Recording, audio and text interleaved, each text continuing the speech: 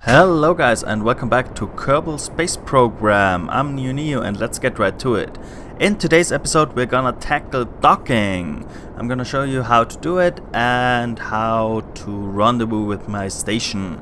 So first off I need to get my second station core here into an orbit. I timed this properly. I waited until my station that is in a 100 kilometer orbit was exactly rising up on the horizon to the west of the space center. And at that time I launched this rocket. This will mean I will be able to dock within one orbit or less, so I don't need to have to wait either to catch up to the station or have it catch up to me. Works pretty good if you're launching directly to orbit and want to dock within one orbit around Kerbin.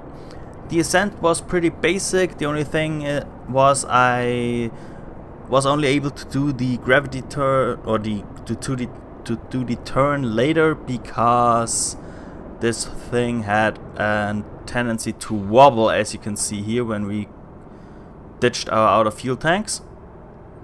And now the core will get us up into orbit. There we go. You can see it wobble in the top a little bit. Wobbled out of the way and rolled a little bit, but I got it under control here, at least a little bit, and I'm able to get this thing into orbit. Yeah, there I targeted my core. That's nearly on top of me now, so this is nice. And ditch the fairing. There we have it. This is the thing that will be docking. It's a little big for normal docking, so if you're first time trying to dock a few things together, just make it a very small capsule with a little engine and some RCS on it. Don't build a whole station core or stuff like that, because this tends to not be 100% balanced for the RCS and so will wobble quite a bit in the later docking. But we'll get to that. For some reason in my Interstellar, these radiators, as you can see, are very hot. I hope they won't explode and I hope nothing bad happens to them. But for now, ditch the second ascent here and use the puddle engine to circularize my orbit. There we go, this will work perfectly. And once our apoapse reaches the right amount, reaches about 100 kilometer where the target station is, I need to switch over to the map view and complete this to get my closest approach as close to the station as possible. This will be in a few seconds, and there we go. Now we can go to the map view and just in map view continue our burn. As you can see, the apoapse is still rising and this is still working. So now I just want to wait until my apoapse is as far out as the apoapse of my target and then see how much difference is in the closest approach that we'll get once these orbits cross. The engine or KSP will give us the closest approach. Let's hope it's not too far out, and my tactic with launching at the right point will hopefully have worked. So we can do this within one orbit. There we go, apoapse still rising.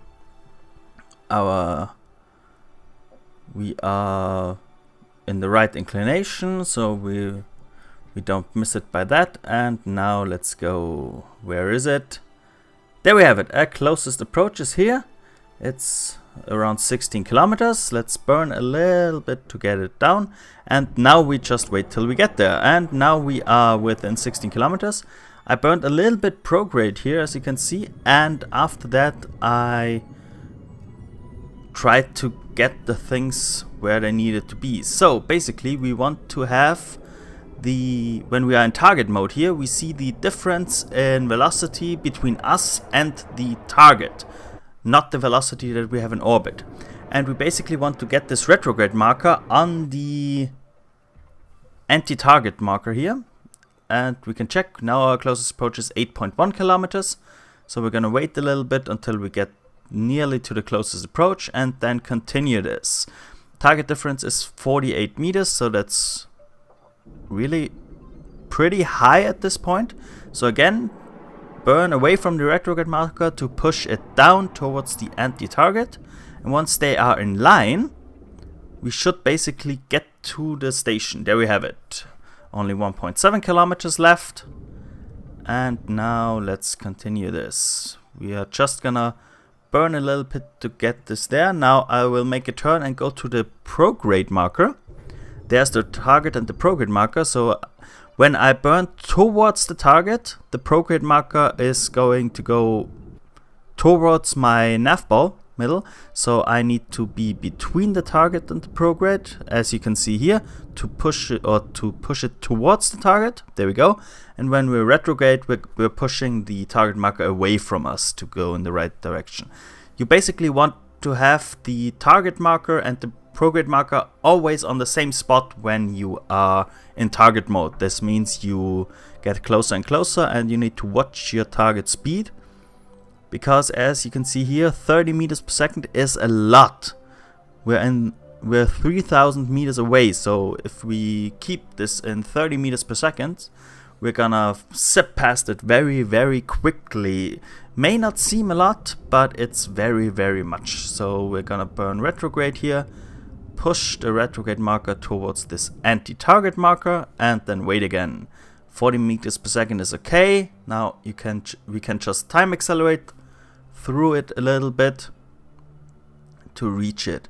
And once we are within 2.5 or 2.3 kilometers, the vessel is loaded, gives us a little bit of lag, and then we can carefully continue this.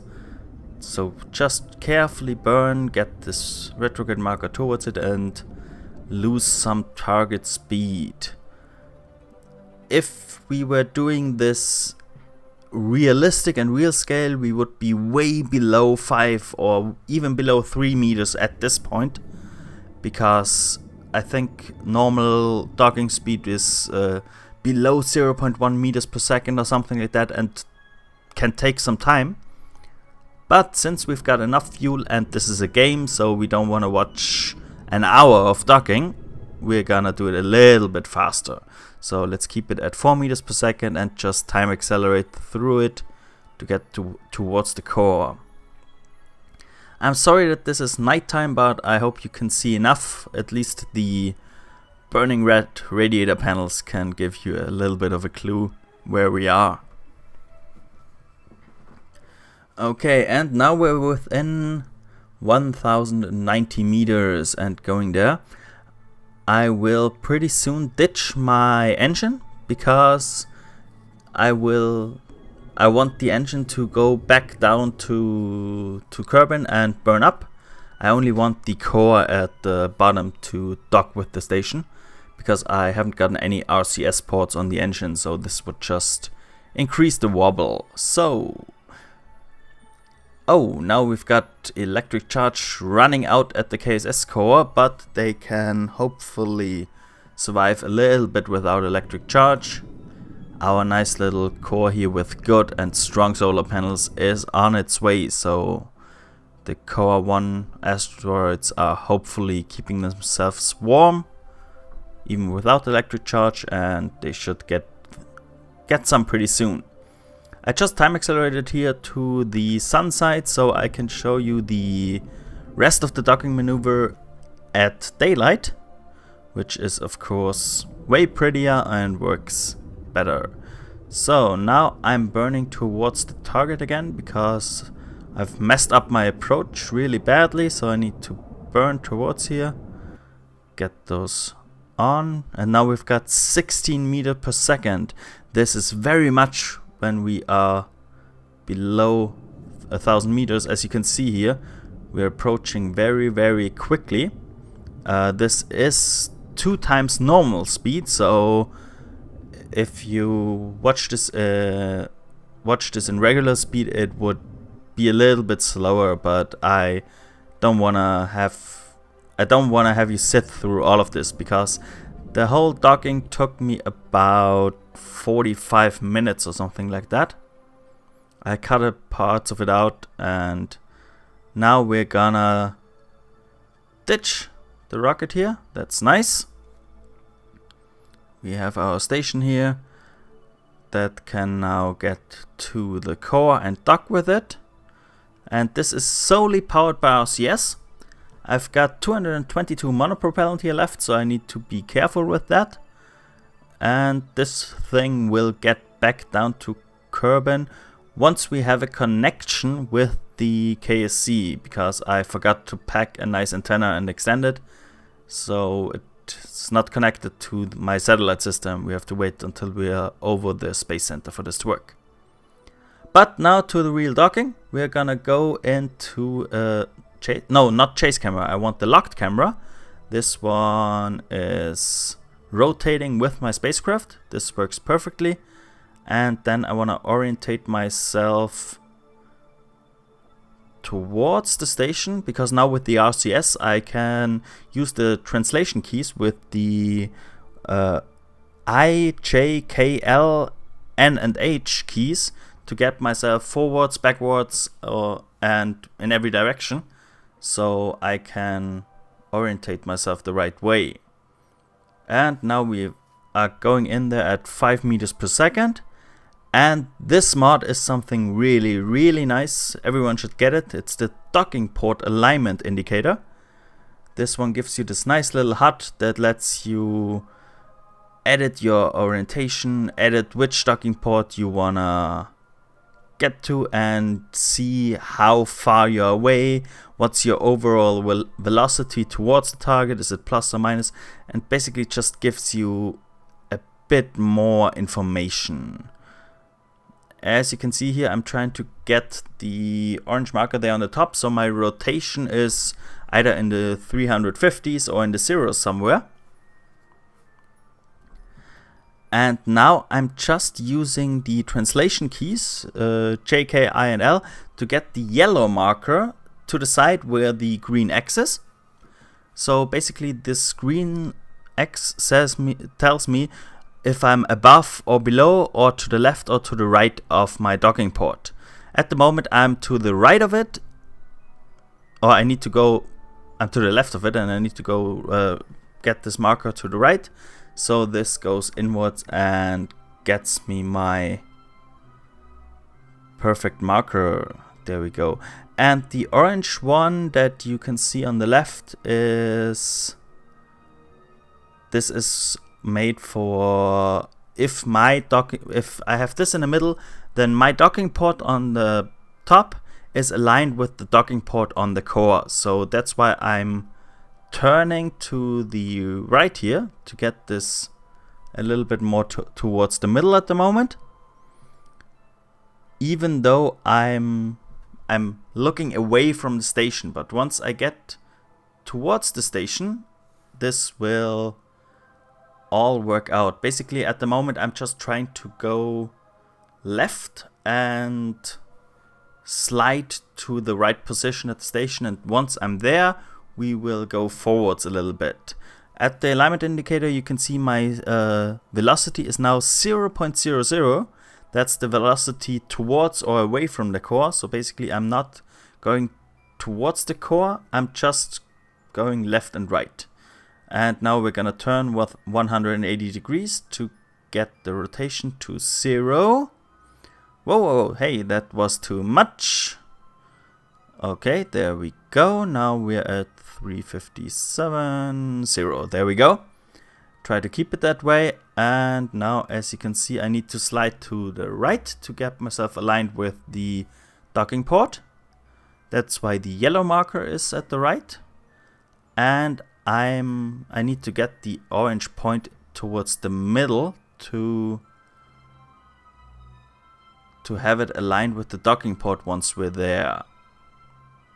So I'm doing this very, very carefully and very slow here to add a bit of realism, because as I told you, with the real space station it's even a little bit less speed than we have. We are currently at 0.5 meters relative to the core, so this works out perfectly. Within 20 meters, that's a lot, because I don't want you to sit through too much of it. Okay, now we've nearly got the orange one right. Just needs to go a little bit down. There we go. And our yellow point that gets the green cross towards the middle is also working. Now we need to translate a little bit upwards to keep it exactly in the middle. And we already have our velocity at 0.27 meters towards the core. So we're pretty well set up here. I'm just making minute changes. As you can see with the camera, this thing rotates and wobbles a little bit. That's because my RCS isn't perfectly set up. I forgot to set it up with the RCS 8 builder. I just set it up normally, 4 at the top, 4 at the bottom. And since I didn't include the RCS helper, and I'm basically a little bit offset of the center of mass with these thrusters, so they are a little bit out of line.